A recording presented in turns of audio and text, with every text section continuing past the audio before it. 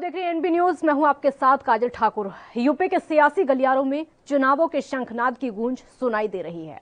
सभी सत्ता का सपना संजो रहे हैं। कोई सत्ता वापसी करना चाहता है तो कोई कई सालों के वनवास को खत्म करना चाहता है। कोई अपना खेल बनाकर दूसरों का खेल बिगाड़ना चाहता है तो कई दूसरों को बिगड़ते खेल को देखना चाहते हैं। कोई मात खाकर जीतना चाहता है तो कोई बिना मात खाए बाजी जीतना चाहता है। लेकिन सत्ता की चाबी किसके हाथ जाएगी, इसका ना तो किसी को अंदाजा है और ना ही किसी को भरोसा है। अगर कुछ है तो वो सिर्फ और सिर्फ कयासों का बाजार गर्म है। इस मुद्दे पर डिबेट करेंगे, लेकिन उससे पहले यूपी की सियासत के दांव पेचों पर आधारित ये खास रिपोर्ट आप देखिए।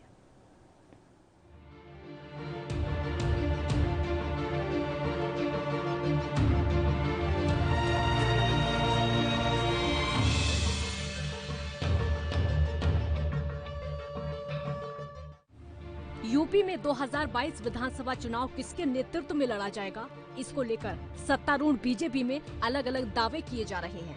बीजेपी के प्रदेश अध्यक्ष स्वतंत्र देव सिंह ने एटा में दावा किया कि पार्टी अगला विधानसभा चुनाव मुख्यमंत्री योगी आदित्यनाथ के नेतृत्व में लड़ेगी। वहीं उप मुख्यमंत्री केशव प्रसाद मौर्य ने बरेली में कहा था कि राज्य का आगामी विधानसभा चुनाव किसके नेतृत्व में लड़ा जाएगा, ये पार्टी संसदीय बोर्ड तय करेगा।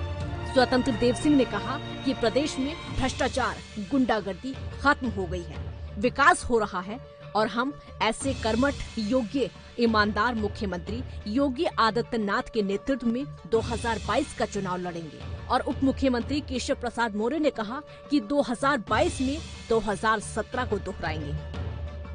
आपको याद दिला दें कि उत्तर प्रदेश में 2017 में भारतीय जनता पार्टी ने विधानसभा चुनाव केशव प्रसाद मौर्य की अगुवाई में लड़ा और तब बीजेपी को 312 सीटें मिली थी। अब ऐसे में अन्य दलों के लिए कड़ी चुनौती है, क्योंकि कांग्रेस, सपा और बसपा इस समय पूरे चुनावी मोड में है। जब जिसको मौका मिलता है तो एक दूसरे के किले में सेंध लगा देते हैं। इस समय खींचतान तो सपा और बसपा में भी चल रही है, जहां बागियों को लेकर समीकरण बनाए जा रहे हैं। लेकिन इतना तो तय है कि तीनों ही दल अगर अलग अलग चुनाव लड़ते हैं तो इनकी सीधी टक्कर योगी से होगी, जिसका डर भले ही पार्टियां ना दिखा रही हों, लेकिन अंदर ही अंदर चिंता युद्ध स्तर की है। खैर, यूपी जनसंख्या के हिसाब से देश का सबसे बड़ा राज्य है, तो जाहिर सी बात है कि चुनाव दिलचस्प ही होगा। Bureau report, ANB news.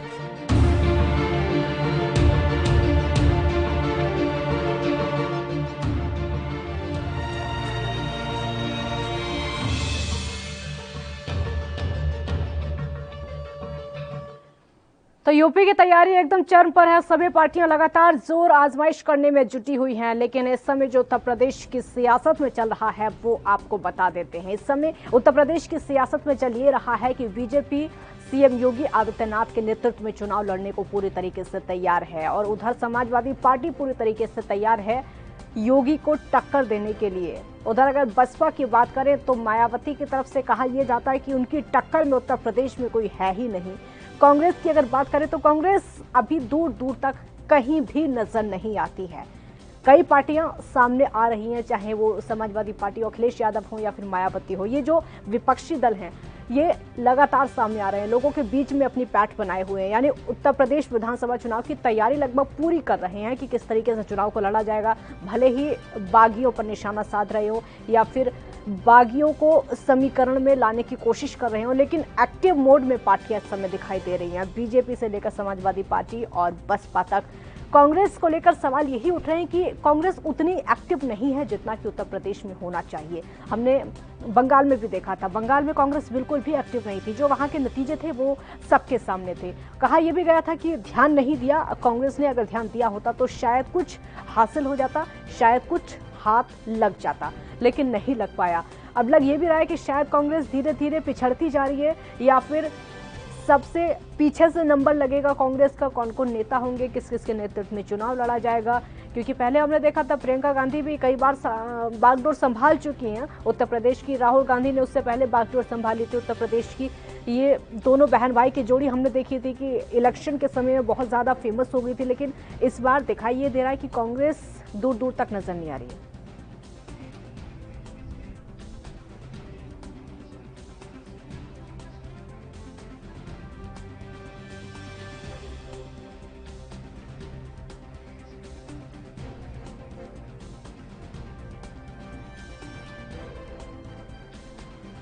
Pradeep Bhatnagar हमारे साथ जुड़ चुके हैं बीजेपी का पक्ष रखने के लिए। बहुत बहुत स्वागत है आपका। महेश कश्यप सपा से जुड़ चुके हैं, बहुत बहुत स्वागत है आपका। पवन शर्मा कांग्रेस से समय हमारे साथ जुड़ चुके हैं, आप तीनों का बहुत बहुत स्वागत है। प्रदीप भटनागर जी, पहला सवाल मेरा आपसे होगा, उत्तर प्रदेश का विधानसभा चुनाव योगी आदित्यनाथ के नेतृत्व में लड़ा जाएगा?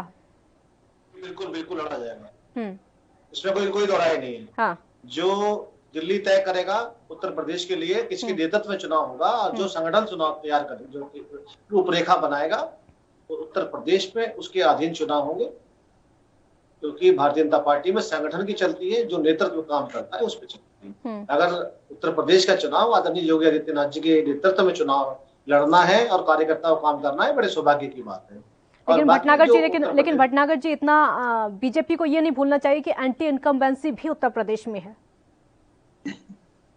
देखिए, जो सरकार बैठी होती है, जो विपक्ष में बैठी होती है, उनका काम होता है चलाना है। अगर वो नहीं चलाएंगे तो उनकी दुकानदारी कैसे चलेगी? आगे जनता के बीच में रहना है, नहीं तो 5 वर्ष में जैसे कांग्रेस जीरो हो जाएगी, हो गई है, और भी जीरो हो जाएंगे, तो सब चीजों को डर रहता ही है। तो इन चीजों में एंटी चला के अपने को ये जनता के बीच में दिखाते कि साबित करना होता है कि हम अभी जिंदा है और अभी अच्छा, अपनी टक्कर में किसको देख रही है बीजेपी इस समय? किसको देख रहे हैं आप अपनी टक्कर में?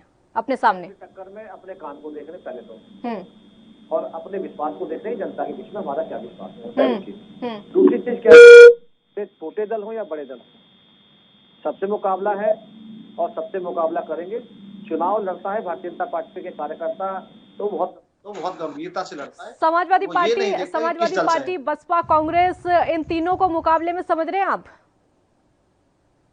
नहीं, मैं ये नहीं कहूंगा। वो भी उत्तर प्रदेश में सरकार चला चुके हैं, सरकार में रहे हैं, और बिल्कुल क्यों मुकाबले में नहीं होंगे। उनके भी प्रेम करने वाले कार्यकर्ता वो भी है, ऐसा नहीं है। तो वो अपनी बात रखेंगे सरकार के लिए और हम अपनी बात लेके जाएंगे जनता के बीच में। जनता का निर्णय जो भी करेगा वो स्वीकार उस पार्टी को करना पड़ेगा। ठीक है। पवन शर्मा जी, बीजेपी का लगभग डिसाइड है कि योगी आदित्यनाथ के नेतृत्व में वो इलेक्शन लड़ेंगे। कांग्रेस का क्या है?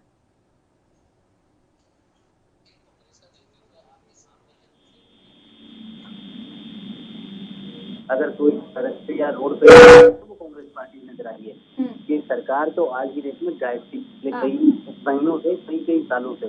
अगर कोरोना महामारी को देखते हुए अगर इन्होंने काम नहीं करने दिया तो ये सरकार ने काम नहीं करने दिया लोगों को, और हमारा नेतृत्व हमेशा सजग रहा है। और अगर आगे देखा जाए तो प्रियंका गांधी के नेतृत्व में इलेक्शन लड़ा जा रहा है।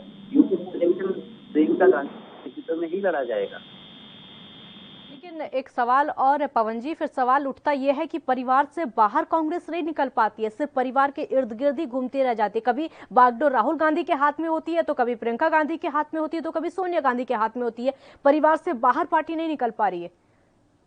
ये पूरा कांग्रेस परिवार का सामना आप लोगों को करना पड़ेगा, इन सवालों का सामना करना पड़ेगा आप लोगों को। पूरा परिवार है। आप अगर देखेंगे हमारे प्रदेश अध्यक्ष अजय कुमार लल्लू जी पिछले 15 महीनों से मेरे हिसाब से उनके ऊपर 3000 से ज्यादा मुकदमे योगी सरकार ने दर्ज किए हैं। वो इसलिए क्योंकि वो काम करते हैं। आज अगर देखा जाए तो नेतृत्व, अगर प्रदेश में नेतृत्व है और जिसको दिशा निर्देश पे काम हो रहा है अजय कुमार लल्लू जी हैं, और पूरे देखरेख जो है प्रियंका गांधी जी की है। इसलिए कहाँ किसी की जी भी हमारे साथ है, पहला रिएक्शन उनका भी लेना होगा। नरेश जी, क्या रणनीति है आपकी इलेक्शन को लेकर? क्योंकि बीजेपी पूरी तरीके से तैयार है, कांग्रेस तैयार है। उनका साफ तौर पर कहना है कि वो प्रियंका गांधी नेतृत्व करेंगी कांग्रेस का, और उन्हीं के नेतृत्व में इलेक्शन यूपी का लड़ा जाएगा। समाजवादी पार्टी का बताइए, क्या रणनीति इस समय चल रही है? भारतीय जनता पार्टी में अभी ये तय नहीं है कि वो किसके नेतृत्व में चुनाव लड़ेंगे। अभी आपने पिछले दिनों में देखा कि उत्तर प्रदेश से लेकर दिल्ली तक की कैसी मैराथन दौड़ भारतीय जनता पार्टी के मुख्यमंत्री और संगठन की हुई। अगर आज डिप्टी सीएम से अगर कोई पत्रकार और पूछा जाता है तो वो ये कहते हैं कि ये तय राष्ट्रीय संगठन करेगा। तो इसका मतलब ये साफ साफ जग जाहिर होता है कि उत्तर प्रदेश के मुख्यमंत्री जी ने अभी तक कोई काम नहीं किया जिसको उनका कार्यकर्ता आज ये महसूस करे कि हम योगी जी के नेतृत्व में चुनाव लड़ने जा रहे हैं। आप अखिलेश यादव को बताइए ना, दूसरों की चिंता छोड़िए। नरेश जी, आप अखिलेश यादव को बताइए, दूसरों की चिंता छोड़िए। आप अखिलेश यादव को बताइए। जहां तक समाजवादी पार्टी की बात है, तो हम आज कह सकते हैं कि जो हमने 2012 से लेकर 17 के बीच में विकास 5 सालों में जो परेशानी हुई। आप देखो कोविड में कितनी बुरी तरीके से भारतीय जनता पार्टी फेल हो गई। लॉ एंड ऑर्डर की स्थिति उत्तर प्रदेश में बिल्कुल ठीक नहीं है। तो आज नरेश हम जी, आप दूसरों की खामियां मत गिनाइए, अपनी उपलब्धियां गिनाइए ना। आप दूसरों की खामियां मत गिनाइए, दूसरों की नहीं, अपनी उपलब्धियां गिनाइए। आप किस आधार पर आप मैदान में उतर रहे हैं? नहीं, कमियां तो हमें गिनानी होगी। भारतीय जनता पार्टी की कमियां गिनाएंगे तभी जाके हम उत्तर प्रदेश की जनता के बीच में जाएंगे। तो निश्चित रूप से जनता के बीच में कमियां गिनाइएगा। अभी तो हम आप डिबेट कर रहे हैं। लोग आज भी याद कर रहे हैं। अगर आप पुलिस की बात देखेंगे तो 100 डायल हमने चलाया। आपकी एम्बुलेंस सेवाएं समाजवादी पार्टी ने एक्सप्रेस पे हमने बनाया। समाजवादी पार्टी समाजवादी ने दी लैपटॉप, कन्या विद्याधन जैसी सैकड़ों योजनाएं हमारी थी जिनको लोग आज भी याद कर रहे हैं। भारतीय जनता पार्टी ने क्या दिया? केवल और केवल झूठे वादे दिए। तो ये जनता के बीच में हम लोग लेकर जाएंगे। भारतीय जनता पार्टी का फेलियर जो है बीजेपी के पास, भटनागर जी, बीजेपी के पास क्या जवाब दीजिए और किन आधारों पर आप उतरेंगे मैदान में?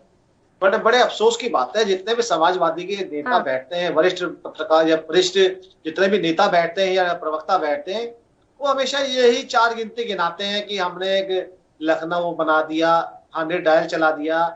अरे भैया, आप सरकार में थे, आपको जरूरत थी जनता को प्रदेश की, तो आपने उनके लिए सेवा दी।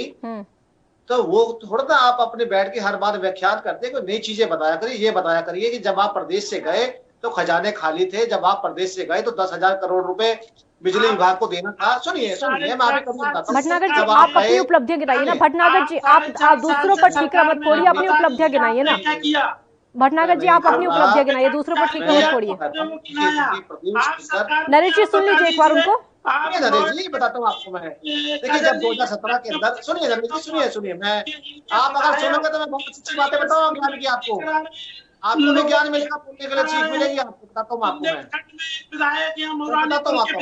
देश के अंदर, देश में माननीय योगी आदित्यनाथ जी के नेतृत्व में सरकार क्यों चुनाव लड़ेगी? भारतीय जनता पार्टी का नेतृत्व क्यों करेंगे योगी जी?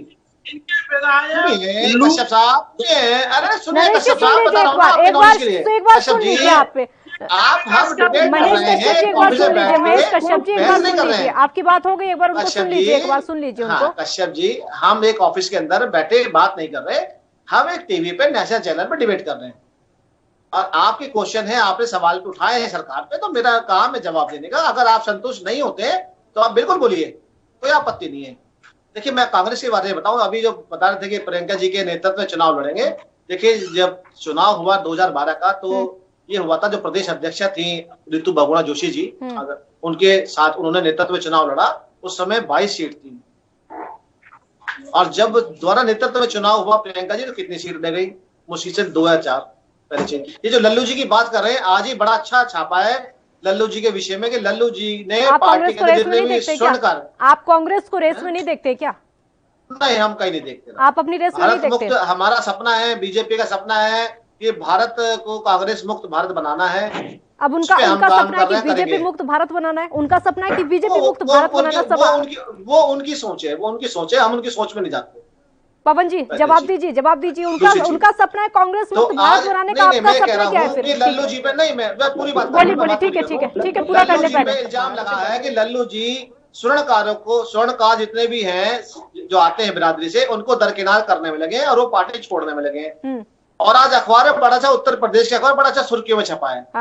एक प्रदेश अध्यक्ष को शोभा देता है जातिवाद पे राजनीति करना। आप पूरे कोरोना काल में गायब रहे, आपने कुछ काम नहीं किया। अभी आपने बड़ा अच्छा व्याख्यान दिया कि कांग्रेस रोड पे काम कर रही थी, काम नहीं कर रही थी। आप एक जगह गिना दो, प्रदेश गिना दो, पंजाब गिना दो, राजस्थान गिना दो, सरकार है थोड़ा काम करा तो भी संतुष्ट हो जाएंगे। तो टीवी में बैठ के झूठ ना बोले आप प्लीज। पवन जी, जवाब दीजिए। भटनागर जी, सबसे झूठा अगर देखा जाए तो आपका खुद का नेतृत्व है, जो पिछले 2014 के चुनाव में झूठ बोल के ही आया था, और मुझे उसकी गिनाने की जरूरत नहीं है। जो जुमले आप लोगों ने गढ़े थे, आपके जो पहले वाले अध्यक्ष थे, उन्होंने खुद ने कहा था कि हम चुनाव में जुमले करते हैं। पवन शर्मा जी, आप वो नहीं कर पाए, आप लोग नहीं कर पाए ना वो। प्रियंका गांधी वो नहीं कर पाई। हम झूठ नहीं बोलते हैं, हम जनता जाते तो काम कर सकते हैं, उन कामों को गिना नहीं बोलते। हमने 70 साल तक किया है जनता, कोई काम के ऊपर राज किया है। अब पिछले सालों से तो बाहर देखिए, इन लोगों ने, इन 3-4 पार्टियों ने प्रदेश की हालत क्या ये पहले उत्तम प्रदेश होता था, उसको आज उत्तर प्रदेश बना दिया इन चारों पार्टियों ने मिलकर। आज वही अब जनता जो है ट्राई कर रही है। ये मेरे जो भाजपा के दोस्त प्रदीप जी कह रहे हैं कि हम कोरोना काल में कहाँ थे, अरे हमने लाइन लगा दी थी बसों की, और आपके जो चीफ मिनिस्टर थी वो हमारे गाड़ियों को बता रहे थे कि ये गाड़ी, तो आपको ही पता है, ये मीडिया में बोल रहे हैं आप बैठ के, जैसे आपने एक बात बताइए, ठीक है, एक बात बताइए, 2022 का जो इलेक्शन होगा, विपक्ष को क्या क्या सबक मिला है पिछली बार के मुकाबले? क्योंकि पिछली बार सबने देख लिया कैसा हुआ है। किन किन सबक को याद रखते हुए आप कदम आगे बढ़ाएंगे? क्योंकि कदम फूक कर रखने की बहुत ज्यादा जरूरत है, आपकी टक्कर कड़ी है। लोकतंत्र है पार्टी तो पिछला इलेक्शन झूठ के पुलंदे पे लड़ा गया, और अब इनका झूठ की वो साक्षी हांडी बार बार नहीं करती। आज आप देख रहे हैं कि किस तरीके से भारतीय जनता पार्टी के नेता बेकाबू हो गए हैं, किस तरीके से हत्याएं करा रहे हैं। अभी इनके डिप्टी चीफ मिनिस्टर आदरणीय शर्मा जी की बात हुई थी। कश्यप जी, महेश कश्यप, मेरी बात सुनिए आप। क्या बेकाबू सपा के नेता नहीं होते? अखिलेश यादव कहते हैं कि मैं बीजेपी की वैक्सीन नहीं लगवाऊंगा, ये क्या था? सोची समझी बात थी ये? सोच समझ के बोला था कुछ? क्या आप कहते हैं कि बीजेपी के नेता बेकाबू हो जाते हैं, सपा के नेता बेकाबू नहीं होते हैं क्या? कहाँ? सरकार जिनकी है जिम्मेदारी उनकी है। विपक्षियों से ये सवाल हमें नहीं लगता कि उचित है। ये सवाल सरकार के लोगों से पूछना चाहिए कि आज इनके नेता बेकाबू, इनके डिप्टी सीएम की बात विधायक नहीं सुन रहा, विधायक सीएम से कंप्लेंट कर रहे हैं कि अधिकारी नहीं सुन रहा है, अधिकारी नेताओं की नहीं सुन रहा, नेता जनता की नहीं सुन रहे। यही इनका है, और ये जनता समझ गई है। इन सब मुद्दों को लेकर हम लोग आने वाले 2022 के इलेक्शन में जाएंगे जनता के बीच में। ये निर्णय, चूंकि आज आप देख रहे हैं उत्तर प्रदेश में जिस तरीके से कोरोना जैसी महाबीमारी में पूरी तरीके से उत्तर प्रदेश की सरकार का जो फेलियर सामने आया वो किसी से छुपा हुआ नहीं है। क्या हालात थे शमशानों के, किसी से छुपी हुई नहीं है। जी जवाब दीजिए। ऑक्सीजन से कई मृत्यु हो गई, किसी से छुपी हुई नहीं है।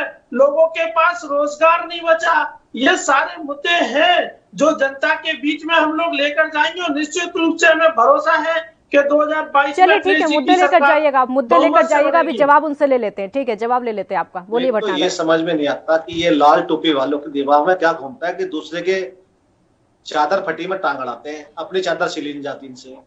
अरे जब दूसरों को भी देखना चाहिए ना, उनकी चादर फटी है, दूसरों को भी देखना चाहिए ना, खुद का भी ध्यान रखें। अब उनको तो मौका पड़ोसियों को मौका मिलेगा तो वो तो आएंगे ही, आप मौका देते क्यों हैं? तो अपना घर शीशे का देखो ना पहले, आप दूसरे घर मत देखिए पहले चीज। दूसरी मैं ये कहना चाहता हूँ, ठीक है हमारे विधायक नहीं सुन रहे हैं, मुख्यमंत्री जी सुन रहे हैं, तो आप क्यों इन चक्करों में पड़े? तो हमारा निजी मामला है, आप तो अपने आप को देखिए ना। जैसे अखिलेश जी ने कई बार मंच पे मुलायम सिंह जी की बेइज्जती करी, आप उसको देखिए। बेटा बाप उसको देखिए, बोलते बार बार सभ्यता में, थोड़ा सा सभ्यता में बीच में बोला करते हैं। मैं कश्यप जी आपको नहीं बोलने दूंगा बीच में, अगर आप ऐसे करेंगे मेरे बीच में बोलेंगे तो मैं आपको नहीं बोलने दूंगा। आप प्रदेश हमें सुनना देख रहा है, कश्यप जी बीच में ना बोले प्लीज। कश्यप जी मैं फिर आपको बीच में फिर मैं बोलूंगा बहुत, आप नहीं बोल पाओगे फिर, तो निवेदन है मुझे बोलने दीजिए। महेश कश्यप जी एक बार सुन लीजिए। महेश कश्यप जी सवाल आपने पूछा है, तो एक बार सुन लीजिए। महेश कश्यप जी आपने सवाल पूछा है, आप ही अभी कह रहे थे कि सत्ता पक्ष से सवाल आपको पूछना है, आप वो जवाब दे रहे हैं, तो जवाब एक बार ले लीजिए, क्या फायदा। देखिए कांग्रेस के नेता बैठे, मिशन कई बार डिबेट कर चुके, मुझसे नहीं तो उनसे सीखे कि कैसे सुना जाता है विपक्ष को, पक्ष को, और अपनी बात रखी जाती है। हम आप अगर बहस करेंगे तो सुनेगा कौन फिर हमारे को। तो मैं ये कहना चाह रहा हूँ, आप चुनाव में आइए 22 में, स्वागत है आपका, और हम भी तैयार हैं। आप किसके नेतृत्व में लड़ेंगे नहीं लड़ेंगे वो आप देखिए, मगर आप दूसरे के उसमें ना पड़ा करिए। आप अपना परिवार देखिए, बेटा बाप भी नहीं सोचता, बाप बेटा नहीं सोचता। देखिए आप लोगों को टोटी चोर ये भी छुपी हुई नहीं है, ठीक है। आप थोड़ा सा पहले तो आपको जनता के बीच कोरोना काल की स्थिति को याद दिलाया जाता है। भटनागर जी, कोरोना काल की स्थिति को याद दिलाया जाता है। बीजेपी जैसी बीजेपी के खिलाफ एंटी इनकम्बेंसी, उसको सभी याद दिलाते, नुकसान आपको होगा। भारतीय जनता पार्टी के पास चाहे, बता रहा हूँ, भारतीय जनता पार्टी के पास किसानों को लेके बोलने के लिए, कोरोना काल के लिए किसानों को लेकर भी सवाल आप पर ही उठते हैं, किसानों को लेकर भी सवाल आप पर ही उठते हैं। देखिए मैं अपने मुंह से खुद किसान का विषय बोला, किसान बैठा है प्रदेश की सीमा पर। कश्यप जी सुनिए प्लीज, नहीं है ना केंद्र की मैं कहना सरकार। चाहता हूँ कोरोना काल के अंदर उत्तर प्रदेश सरकार ने क्या करा, क्या विफलता रही और क्या सफलता रही, वो भी जनता के बीच हम चुनाव में लेके जाएंगे। और कोरोना काल के अंदर 24-25 करोड़ की जनता किस तरह योगी जी के नेतृत्व में चिकित्सा का काम किएगा वो भी जनता ने देखा है। ये मैं उदाहरण नहीं दूंगा। पहली चीज, दूसरी चीज जैसे अभी आप कह रहे हैं कि किसानों के विषय में, किसानों के बारे में क्या किया क्या नहीं किया, हमें उसका भी ज्ञान है, हमें किसानों के बारे में क्या विषय लेके जाना है। भटनागर जी वो ज्ञान सबको, और सब देख रहे हैं, दिल्ली की सीमा पर भी सब लोग देख रहे हैं। और मेरा सवाल पवन शर्मा जी आपसे होगा, आप किस तरीके से किसको टक्कर में देख रहे हैं, अपने सामने किसको टक्कर में देख रहे हैं, किस तरीके से रेस में आपकी तरफ से कौन कौन होंगे, क्योंकि अभी तक पूरी तरीके से नेतृत्व क्लियर नहीं हो पा रहा है, आपकी सीधी टक्कर किससे होगी, अभी तैयारी क्या है? किसी भी मैदान में, चाहे वो राजनीति का हो या खेल क्षेत्र हो, हमेशा मान के चलना चाहिए। और हमारे सामने सारी पार्टियां जो भी इलेक्शन लड़ रहे, चाहे वो क्षेत्रीय दल हो, चाहे वो निर्दलीय हो या कोई भी पार्टी, वो सब सामने हमारे प्रतिद्वंदी हैं और स्ट्रॉन्ग मानना चाहिए। और उसी हिसाब से अगर स्ट्रॉन्ग मानेंगे तभी आप लड़ पाएंगे। और हमारा नेतृत्व इसमें सक्षम है। पिछले अगर आप देखेंगे, हम लोग अगर प्रदीप जी की बात करूं, कोरोना काल के लिए यूपी की जनता इनको पूरा ध्यान रखेगी, उनके ऊपर किसान इनका पूरा ध्यान रखेंगे, अल्पसंख्यक इनका पूरा ध्यान रखेंगे, और जितने भी जो ओबीसी क्लास है जिनके अत्याचार इन्होंने किए वो भी पूरा ध्यान रखेंगे इनका। इन्होंने किया क्या है सिवाय ये प्रचार करने के, प्रचार के अलावा इनके पास कुछ भी नहीं है। लेकिन आप तो वो भी कहाँ ठीक से कर पाते हैं, आप तो सुस्त, कांग्रेस सुस्त दिखाई देती है। हमने बंगाल में देख लेते हैं क्या हाल था, बंगाल में सबने देखा था, बहुत है। अभी भी हम देख रहे हैं, लेकिन एक मिनट पवन शर्मा जी मेरी बात सुनिए। अभी देखिए हम देख रहे हैं बीजेपी एक्टिव है उत्तर प्रदेश में, सपा एक्टिव है, बसपा एक्टिव है, कांग्रेस कहाँ है? यही तो मुझे सबसे दुख की बात यही है कि अखबार वालों को, मीडिया को कांग्रेस कहीं नजर ही नहीं आती है। जब नजर आए तब दिखाई देगी ना, जब नजर आए तब दिखाई देगी। अभी देखिए, नहीं मैं आपको हलचल बता रही हूँ, जिस तरीके की उत्तर प्रदेश में हलचल हो रही है मैं आपको वही बता रही हूँ। उस तरीके से कांग्रेस एक्टिव नजर नहीं आ रही है पवन शर्मा जी, उस तरीके से एक्टिव नजर। अगर पेट्रोल की प्राइस को लेके देखिए, कोरोना को लेके देखिए, हम लोग पूरा मैदान में हैं। और पिछले 2 साल से पूरी कांग्रेस पार्टी के छोटे से छोटा कार्यकर्ता सक्रिय है। और इस कोरोना काल में सबसे ज्यादा अगर मदद किसी ने की है लोगों के लिए वो कांग्रेस। शर्मा जी आपको पता है बीजेपी को कोई फर्क नहीं पड़ता आपके ये पेट्रोल वाले प्रदर्शन से? हमें भी कोई फर्क नहीं पड़ता है ऐसी पार्टियों से। जो पार्टियां संविधान में विश्वास ही नहीं रखती हैं उनको फर्क क्या पड़ता है? वो जनता है, उनका ध्यान रखेगी, हमने क्या ध्यान रखा जी। मैदान में तो उतर रहे हैं, लेकिन बागियों का सहारा बसपा की तरफ से भी लिया जा रहा है। सवाल बसपा की तरफ से आप पर उठ रहे हैं कि अगर आप बागियों को पार्टी में लेते हैं तो नुकसान अखिलेश यादव को होगा। जवाब क्या होगा आपका? देखिए, जहां तक बसपा के लोगों का हम लोगों की पार्टी में आना और संपर्क में रहना, तो आज हम कह सकते हैं कि उत्तर प्रदेश में उम्मीद की किरण अगर किसी पार्टी में है तो समाजवादी पार्टी में है। और हम तो आज कहते हैं कि जहां तक बीएसपी की बात है, कई भारतीय जनता पार्टी के विधायक भी समाजवादी पार्टी के संपर्क में है। वो इसलिए नाम बता दीजिए, एक बार नाम बता दीजिए कौन कौन से विधायक हैं। अब समय आएगा तो निश्चित रूप से आपको नाम भी बता दिया जाएगा और आपके पास सूचना भी पहुंचा दी जाएगी। लेकिन हम आज इसलिए ये बात कह रहे हैं, उनको टिकट मिलेगा उनको? नहीं, ये हमारी राष्ट्रीय अध्यक्ष जी तय करेंगे। पार्टी के कोर कमेटी के मेंबर हैं, उनमें जिन लोगों के प्रति जो भी हमारे जहां हमें लगेगा कि इन लोगों को मौका देना चाहिए या किसी दूसरे माध्यम से उनका समायोजन या सम्मान करना चाहिए, तो ये तो पार्टी के शीर्ष नेतृत्व तय। महेश कश्यप जी, यहाँ पता क्या लग रहा है, मैं आपको बताती हूँ। यहाँ पर ये लग रहा है कि आप दूसरे के कुनबे को तोड़कर अपना कुनबा बड़ा कर रहे हैं, आप दूसरे का कुनबा तोड़ रहे हैं। और जो कि आपने अभी से आगाह कर दिया है, कुनबा तो भारतीय जनता पार्टी के लोग तोड़ते हैं। कैसे विधायकों की खरीद के लिए इनके पास करोड़ों रुपए आ जाता है। गरीब को 2 टाइम की रोटी व्यवस्था करने के लिए सरकार के पास बजट की कमी होती है। महेश कश्यप जी, आपने तो अभी से कह दिया कि इनके विधायक आपके संपर्क में हैं। आपने तो अभी से कह दिया कि उनके विधायक आपके संपर्क में हैं। और दलों के लोग संपर्क में है। हाँ वही तो मैं कह रही हूँ, आपने तो अभी से कह दिया तो वो तो कहेंगे ही ना कि आप उनकी पार्टी को तोड़ रहे हैं। तो निश्चित रूप से हमें लगता है कि आने वाले समय में समाजवादी पार्टी की सरकार बनेगी, और जिन लोगों को लगता है कि हमारा भारतीय जनता पार्टी भटनागर जी आपके विधायक उनके संपर्क में, आप पार्टी के लोगों को संभाल नहीं पा रहे हैं, आपके विधायक उनके संपर्क में के लिए तैयार हैं। आओ सब मिलकर एक जवाब दीजिए। भटनागर जी जवाब दीजिए, आप अपनी पार्टी के लोगों को संभाल नहीं पा रहे हैं। मेरी आवाज आ रही है? आ रही है, आपकी आवाज आ रही है, आप बोलिए।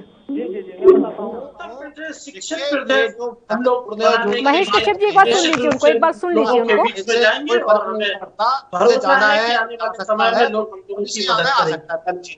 देखिए, मैं पहले तो ये अपने चाचा को संभाले कि कहाँ जा रहे हैं चाचा इनके, नई पार्टी बना के। राम गोपाल यादव जी को समझाएं, आप उन्हें देखें। दूसरे को आप आना जाना उसको छोड़िए, आप खुद में इल्जाम है कि बहुजन समाज पार्टी के आप विधायक तोड़ लाए, आप उसका जवाब को बैठ के आपको दूसरे की पार्टी। ठीक है पवन शर्मा जी, लास्ट रिएक्शन आपका। गठबंधन के साथ कांग्रेस पार्टी चुनाव लड़ेगी या फिर अकेले?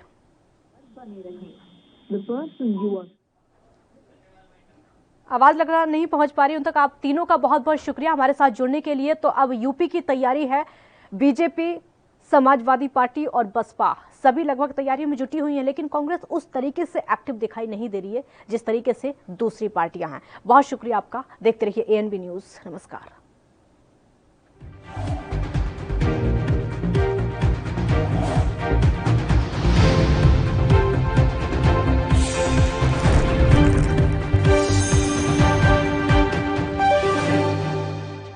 करेंगे।